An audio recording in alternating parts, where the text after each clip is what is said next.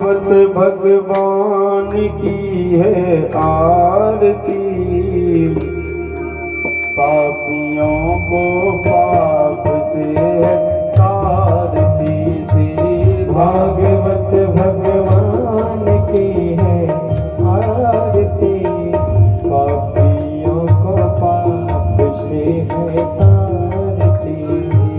पापियों को पाप से, पापियों को पाप से, पापियों को पाप से है, पापियों को पाप से है। श्री भागवत भगवान की है आरती, पापियों को पाप से है तारती। श्री भागवत भगवान की है आरती, पापियों को पाप से है तारती। ये अमर ग्रंथ, ये मुक्ति पंथ, ये पंचम वेद निराला, नव ज्योति जगाने वाला। ये अमर ग्रंथ, ये मुक्ति पंथ, ये पंचम वेद निराला, नव ज्योति जगाने वाला, नव ज्योति जगाने वाला, नव ज्योति जगाने वाला। हरि नाम यही, हरि ध्यान यही, हरि नाम यही, हरि ध्यान यही, जग के मंगल की आरती। पापियों को पाप से है तारती। श्री भागवत भगवान की है आरती, पापियों को पाप से है तारती। श्री राधे।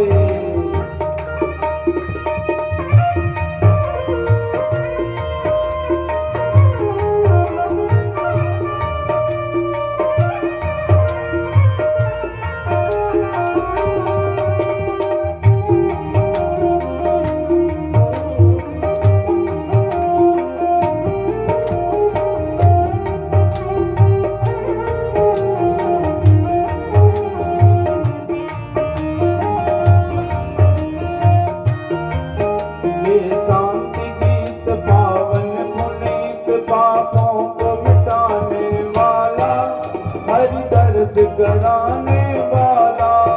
ये शांति गीत पावन पुनीत, पापों को मिटाने वाला, हरि दर्श कराने वाला, हरि दर्श कराने वाला, ओ हरि दर्श कराने वाला। सुख करनी ये दुख हरणी, ये सुख करनी ये दुख हरणी।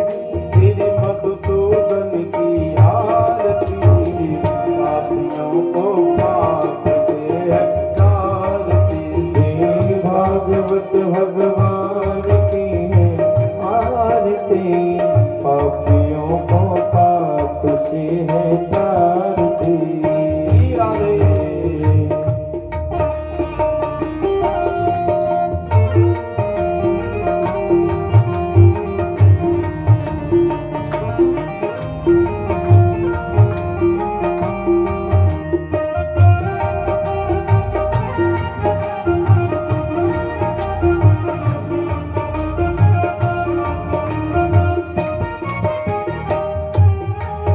ये मधुर बोल जग पंथ खोल, सतमार्ग बसाने वाला, बिगड़ी को बनाने वाला।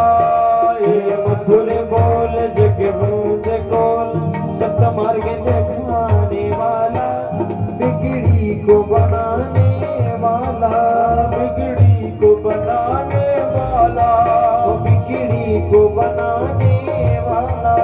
श्री राम यही घनश्याम यही, श्री राम यही घनश्याम यही, श्री राम यही घनश्याम यही, श्री राम यही घनश्याम यही। प्रभु की महिमा की आरती, पापियों को पाप से तारती। भागवत भगवान की है आरती, पापियों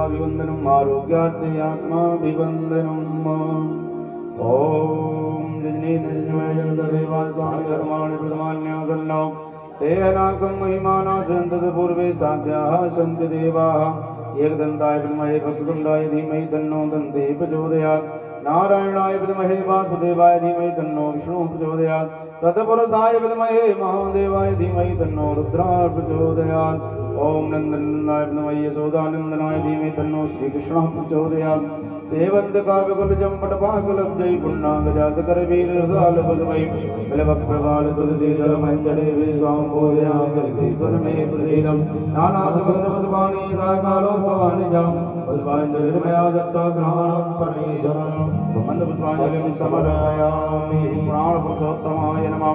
बोले भागवत भगवान की जय, वृंदावन बिहारी लाल की, राधा कृष्ण भगवान की, हनुमान जी महाराज की, नगर के समस्त देवी देवताओं की, अपने गुरुजन माता पिता की जय जय श्री राधे, जय जय श्री राधे, जय जय श्री राधे, श्याम जय जय श्री सीताराम नमः पार्वती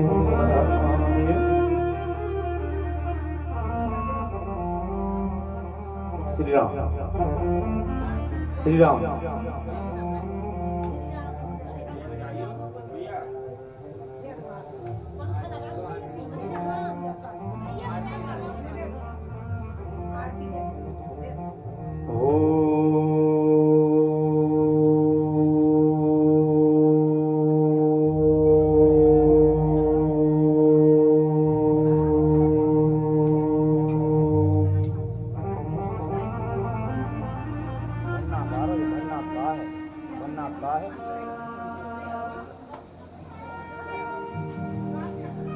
वक्रतुण्ड महाकाय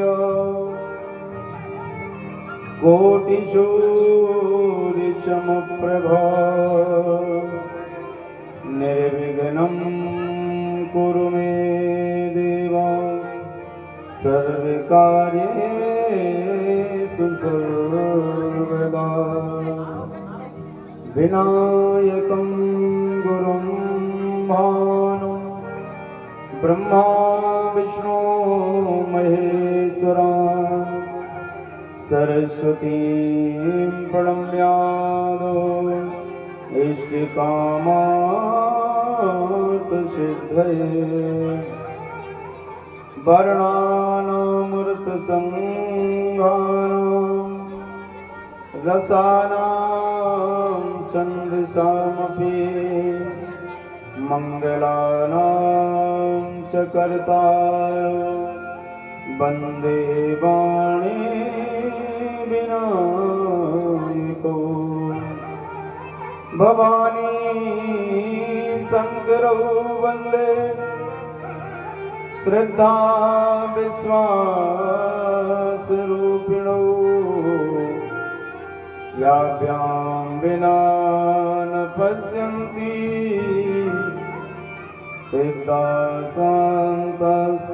सिद्धासान्तस्तमीश्वरा कृष्णाय वासुदेवाय हरये परमात्मने प्रणतक्लेशनाशाय गोविन्दाय नमो नमः। रामाय रामभद्राय रामचन्द्राय वेदसे रघुनाथाय नाथाय सीताय पतये नमः। मनोजवं मारुतितुल्यवेगं जितेन्द्रियं बुद्धिमतां वरिष्ठं वातात्मजं वानरयूथमुख्यं श्रीरामदूतं शरणं प्रपद्ये गुरुर्ब्रह्मा गुरुर्विष्णु गुरुर्देवो महेश्वरा गुरु साक्षात् परब्रह्मो तस्मै श्री गुरवे नमः। सब द्वारन को छोड़ के आयो तेरे द्वार, ओ वृषभानि की लाडली निक मेरी ओर निहार। जय जय श्री राधा रमण, जय जय नवल किशोर, जय गोपी चित चोर प्रभु, जय जय माखन चोर। आकाशात् पतितं तोयं यथा गच्छति सागरं, सर्वदेव नमस्कारं केशवं प्रतिगच्छति। बोलिए भागवत भगवान की जय हो, वृंदावन बिहारी लाल की जय हो। आकार वाले भक्तवांछा कल्पतरु तड़प धुरंधर पीतांबरधारी भगवान श्री कृष्ण की बांग्मय प्रतिमूर्ति श्रीमद् भागवत महापुराण। कल के पावन प्रसंग में सृष्टि का पावन वर्णन, सती माता का पावन चरित्र, ध्रुव जी महाराज का पावन चरित्र आदि श्रवण किया। आइए आज के मंगलमय प्रसंग को प्रारंभ करने से पहले मन तथा वाणी को पवित्र करने के लिए 2 मिनट प्रभु नाम संकीर्तन, उसके बाद पावन प्रसंग। हे गोपाल राधे कृष्ण गोविंद गोविंद, हे गोपाल राधे कृष्ण गोविंद गोविंद, हे गोपाल राधे कृष्ण गोविंद गोविंद, हे गोपाल राधे कृष्ण गोविंद गोविंद, हे गोपाल राधे कृष्ण गोविंद गोविंद, हे गोपाल राधे कृष्ण गोविंद गोविंद, कृष्ण गोविंद गोविंद,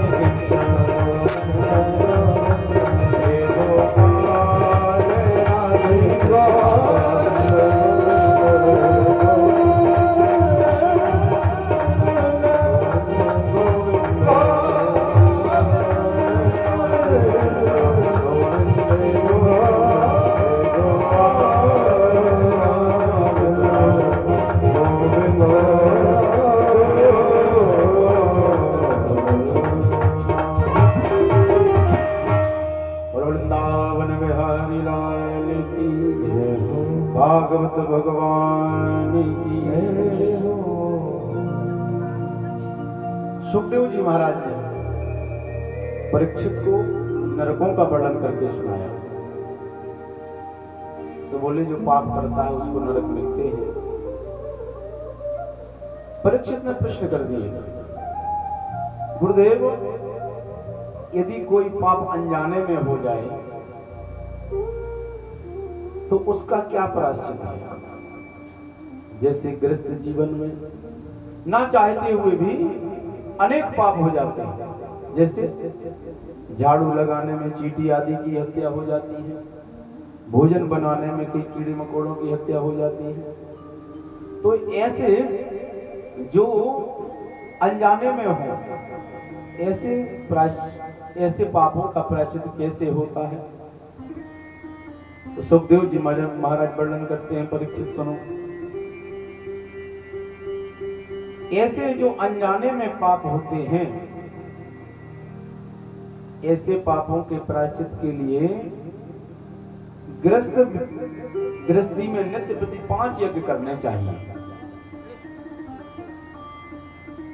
नित्य प्रति 5 यज्ञ करने चाहिए। बोले सबसे पहले तो जब भोजन बने तो पहली रोटी गौ माता के लिए निकालनी चाहिए, और चींटियों के लिए दाना आदि आटा आदि निकालना चाहिए, कौओं के लिए, कुत्ते के लिए। और अतिथि सेवा हमारे दरवाजे पर वृंदावन बिहारी लाल की जय,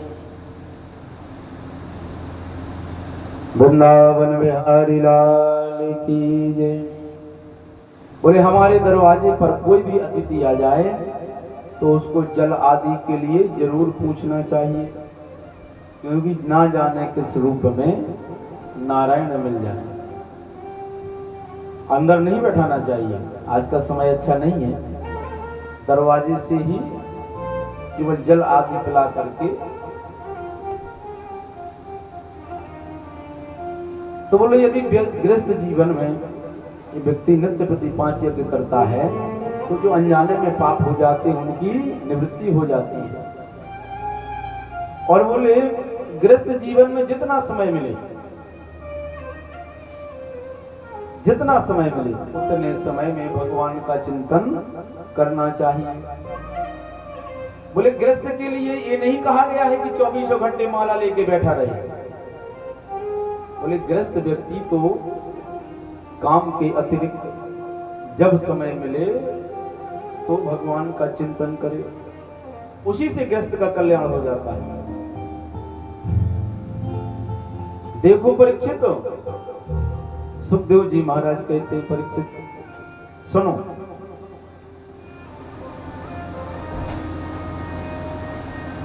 एक मैं आपको पावन उपाख्यान सुनाता हूं, सुने। बोले एक अजामिल नाम के ब्राह्मण थे। वर्णन करते हैं जो कन्नौज में निवास करते थे। कहते हैं वह कर्मकांड आदि से अपनी वृत्ति चलाते थे। सभी जगह वह विद्वान के रूप में विख्यात थे। सभी उनका आदर करते थे। ऐसे अजामिल एक दिन वन में समिधा लेने के लिए गए, लकड़ी लेने के लिए गए। वहां उन्होंने एक गणिका को देख लिया, एक वैश्या को देख लिया, उसके ऊपर मोहित हो गए और उसी के साथ रहने लगे। कहते घर इन्होंने छोड़ दिया। अब उस गणिका को तो केवल धन से मतलब है, इन प्रकार धन आना चाहिए। अब पांडित्य कर्म से इतना धन नहीं आता कि उस गणिका को संतुष्ट कर पाए। तो जो अजामिल थे, अजामिल ने चोरी करना शुरू कर दिया।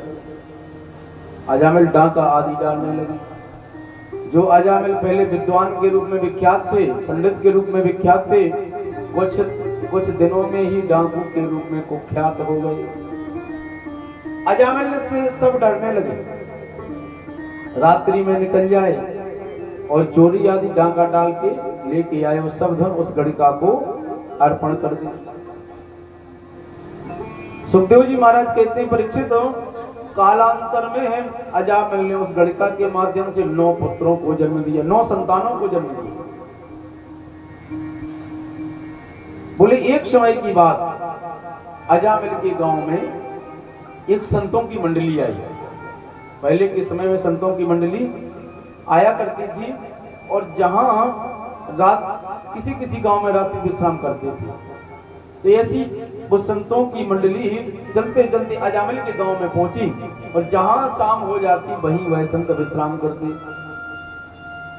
वहां पहुंच करके उन्होंने किसी से पूछा, भैया यहाँ गांव में कोई ऐसा भक्त है क्या जो हमारी भोजन आदि की, प्रसाद आदि की व्यवस्था कर दे? कोई भी बड़ा उल्टा होता है। किसी ने कह दिया, हाँ हाँ महाराज, यहाँ एक बहुत बड़ा भक्त है अजामिल, आप अजामिल के पास जाएं, वो जरूर आपकी सेवा करेगा, वो जरूर आपकी सेवा करेगा। ये नहीं बताया कि अजामिल डाकू है। बेचारे संत सीधे साधे पहुंच गए। अजामिल घर में नहीं था, निकल गया था। संतों ने आवाज लगाई। आवाज जब गणिका ने सुनी तो गणिका बाहर निकल आई। संतों ने कहा, देवी भक्त अजामिल कहाँ है? आज हम यही हमारा रात्रि विश्राम होगा, यही प्रसाद बनाएंगे, यही ठाकुर जी को भोग लगेगा, प्रसाद पाएंगे, फिर सुबह आगे की यात्रा करेंगे।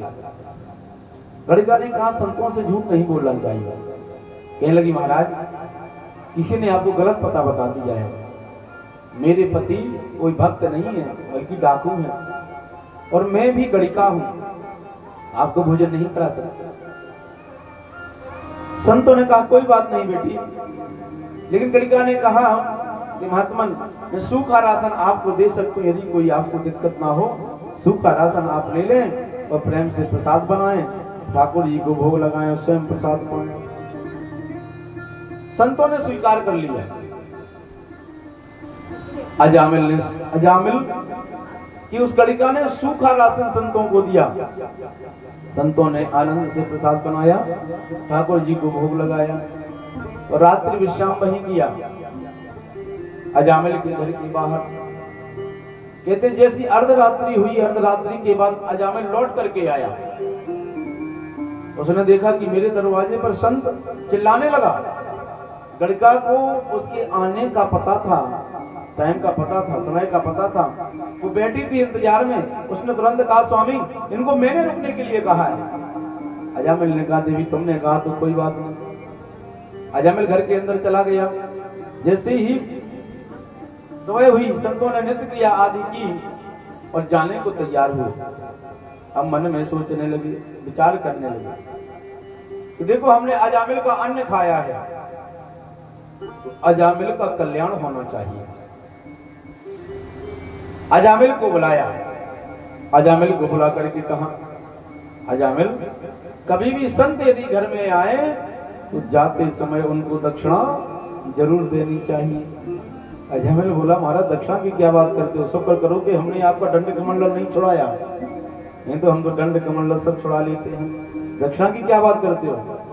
संत बोले, देखो अजामिल, दक्षिणा में हमको कोई तुमसे रुपया पैसा नहीं चाहिए, कोई धन दौलत नहीं चाहिए। दक्षिणा के रूप में केवल एक वचन दे दो, केवल एक वचन दे दो। अजामिल ने कहा, वचन देने में क्या जाता है? हाँ महाराज बताओ क्या चाहिए? बोले, अजामिल हमने देख लिया है कि तुम्हारी 9 संतानें हो गई हैं, 10वीं संतान होने वाली है और यह संतान जो होगी वो पुत्र ही होगा।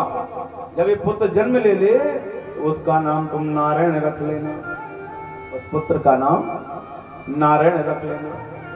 अजामिल बोला, नारायण नाम रखने में क्या जाता है? ठीक है महाराज। संत चले गए। कालांतर में अजामिल के वो पुत्र हुआ और अजामिल ने उस पुत्र का नाम नारायण रख लिया, नारायण नाम रख लिया।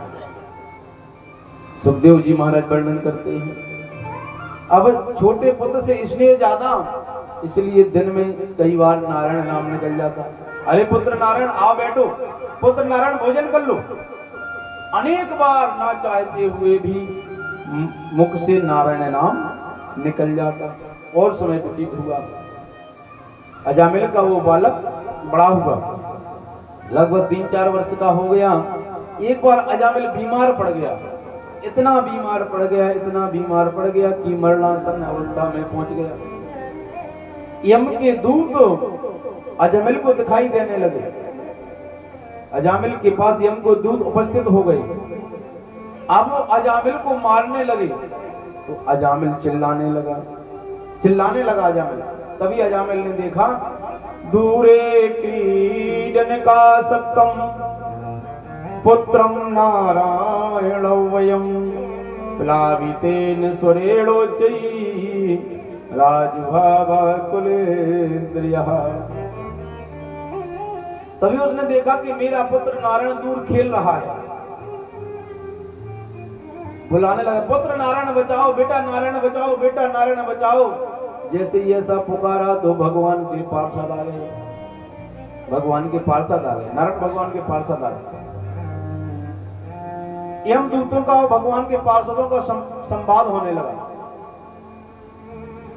यम के दूत बोले, हम अजामिल को यमपुरी ले जाएंगे। भगवान के पार्षद बोले, बिल्कुल नहीं ले जा सकते। यम के दूत बोले, ये बड़ा पापी है, इसने जीवन पर्यंत पाप कर्म ही किया है। भगवान के पार्षद बोले, सुना नहीं, अभी इसने हमारे प्रभु का नाम पुकारा, इसने अभी हमारे नारायण प्रभु का नाम पुकारा। यम के दूत बोले, आपके प्रभु नारायण का नाम नहीं, इसने अपने बेटे नारायण का नाम पुकारा है, आपके प्रभु का नाम नहीं पुकारा। भगवान बोले, देखो इसके बेटे का नारायण नाम तो अभी दो तीन वर्ष पहले हुआ है। मेरे प्रभु का नारायण नाम तो अनादि काल से है, इसलिए मेरे प्रभु को ही पुकारा है। आज भगवान के पार्षदों ने यम के दूतों को वहां से भगा दिया।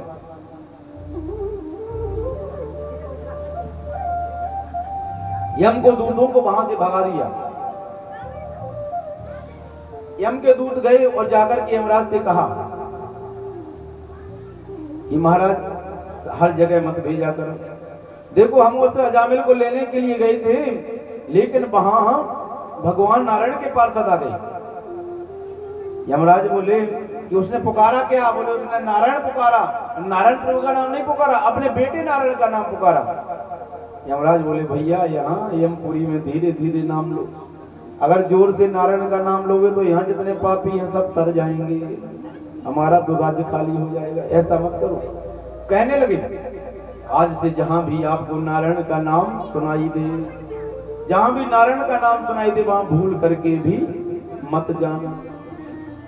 आज अजामिल ने देखा कि हमने अपने पुत्र के माध्यम से भगवान को पुकारा और हमारी मृत्यु टल गई, हमारी मृत्यु टल गई। कहते हैं अजामिल को बैराग हो गया और स्वस्थ होने के बाद वह भगवान के भजन में रत हो गया। बोल वृंदावन बिहारी लाल की जय, भागवत भगवान की जय। श्रीमन नारायण नारायण नारायण, श्रीमन नारायण नारायण नारायण, भजमन नारायण नारायण नारायण, भजमन नारायण नारायण नारायण, राम नारायण नारायण नारायण, राम नारायण नारायण नारायण, राम नारायण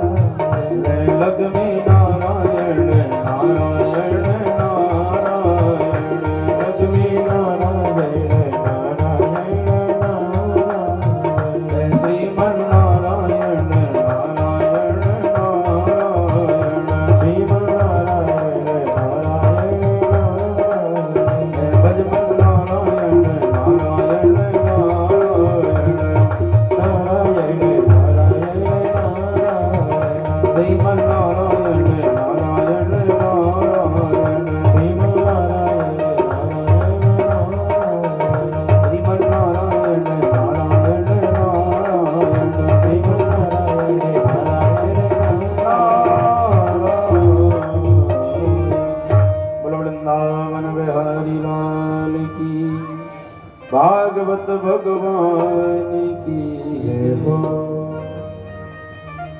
परीक्षित जी महाराज प्रश्न करते हैं, सुखदेव जी महाराज से कहते हैं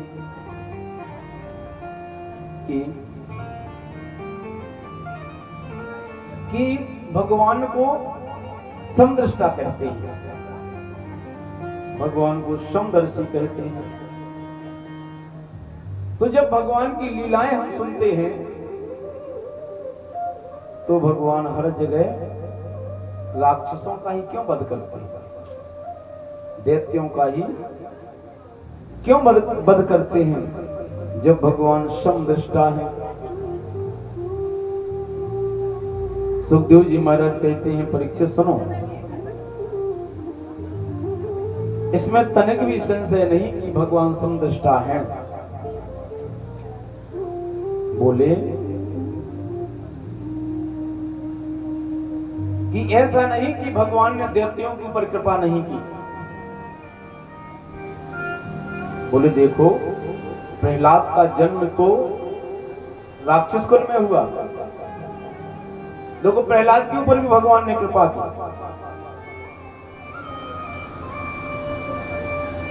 बोले सिर्फ भगवान को भजने का तरीका अलग है, भगवान को भजने का तरीका अलग है, क्योंकि कहते हैं भगवान का नाम जो है हर प्रकार से कल्याण करने वाला है। भाव को भाव अनख आलस, भाव को भाव अनख आलस, भाव को भाव अनख आलस, भाव को भाव अनख आलस, नाम जपत मंगल दिसि दसो, नाम जपत मंगल दिसि दसो, श्री राम जय राम जय जय राम, श्री राम जय राम जय जय राम, श्री राम जय राम जय जय राम, श्री राम जय राम जय जय राम, श्री राम जय राम जय जय राम, श्री राम जय राम जय जय राम, श्री राम जय राम जय जय राम, श्री राम जय राम जय जय राम। कहते हैं भगवान का नाम भाव को भाव अनख आलसहु, नाम जपत मंगल दिसि दसहु। बोले भगवान को भजे, चाहे जिस प्रकार से भजे। बोले कामात् क्रोधात् भयात् स्नेहात्, भगवान को चाहे काम से भजे, चाहे क्रोध से भजे, चाहे भय से भजे, चाहे स्नेह से भजे, भगवान हर प्रकार से कल्याण करते हैं। एक बार सब राक्षस मिलकर के भगवान के पास गए। भगवान नारायण से कहा कि प्रभु ऐसी कृपा करें कि हम आपको प्राप्त कर लें, प्रभु हम आपको सहज प्राप्त कर लें, ऐसा उपाय बताएं। भगवान बोले यदि मुझे प्राप्त करना है तो मेरा भजन करो, यदि मुझे प्राप्त करना है तो मेरा भजन करो। राक्षस बोले अगर प्रभु भजन ही करना होता तो राक्षस काहे को बनते, अगर भजन ही करना होता तो राक्षस काहे को बनते। तो भगवान बोले यदि भजन नहीं कर सकते, मुझसे प्रेम नहीं कर सकते तो शत्रुता करो, तो शत्रुता करो। अब याद सबसे ज्यादा किसकी आएगी व्यक्ति को, अपने दुश्मन की, अपने शत्रु की। तो राक्षस भगवान को शत्रुता से बचते हैं। जैसे कंस ने भगवान को भय से भजा, गोपियों ने प्रेम से भजा। बोले हर प्रकार से भगवान का नाम कल्याण करने वाला है। और बोले केवल ऐसा नहीं कि राक्षसों के ऊपर, दैत्यों के ऊपर भगवान ने कृपा नहीं की। देखो परीक्षित, प्रहलाद का जन्म तो राक्षस कुल में हुआ। परीक्षित बोले गुरुदेव, मैं वह पावन चरित्र सुनना चाहता हूं, मैं वह पावन चरित्र सुनना चाहता हूं। तो सुखदेव जी महाराज वर्णन करते हैं, जब भगवान ने 12 का अवतार लेकर के हिरण्याक्ष का वध कर दिया, तो जो हिरण्याक्ष का बड़ा भाई था हिरण्यकश्यप, भगवान नारायण से शत्रुता करने लगा। कहते एक बार उसने मदरांचल पर्वत पर जाकर के ब्रह्मा जी की घनघोर तपस्या की, इतनी तपस्या की उसके शरीर के ऊपर दीमक जम गया। उसकी तपस्या से ब्रह्मा जी प्रसन्न हुए, बोले परम पुरुषार्थ वरदान मांगो, क्या चाहते हो। कहने लगा, हे ब्रह्मा जी वरदान दीजिए कि हम काहू के मर ही ना मारे, हम अमर हो जाए। ब्रह्मा जी बोले, देखो अमर तो मैं भी नहीं हूं, तो तुमको अमरता का वरदान कैसे दूं, अन्य वरदान मांगो।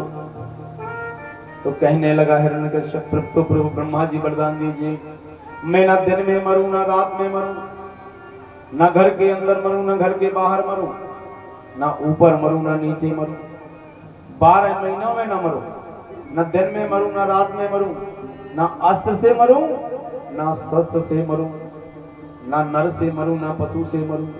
ब्रह्मा जी आपने सृष्टि में जिसको भी बनाया है उनमें से मैं किसी के भी हाथों से ना मरूं। अपनी तरफ से उसने सब वरदान मांग लिए। ब्रह्मा जी बोले, धन्य है, तेरे जैसा वरदान मांगने वाला तो पहली बार मिला है। ताते में दुर्लभा पुंसा यान वृणी से बरान मम, तथापि वितराम यंगो बरान यद्यपि दुर्लभान।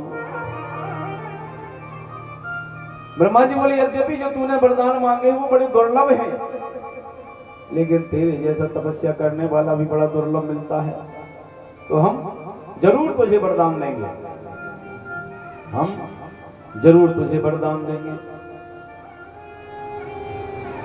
ब्रह्मा जी ने वरदान दिए, तथास्तु कहा, ब्रह्मा जी अंतर्ध्यान हो गए। यहां हिरण्यकश्यप आया। अब कौन मारेगा, अब तो अपने आप को अमर ही मान करके चल पड़ा। दिग्विजय करते हुए सबसे पहले स्वर्ग के ऊपर आक्रमण कर दिया, देवताओं को बंदी बना लिया और अपने घर में झाड़ू पोंछा आदि देवताओं से करवाने लगा।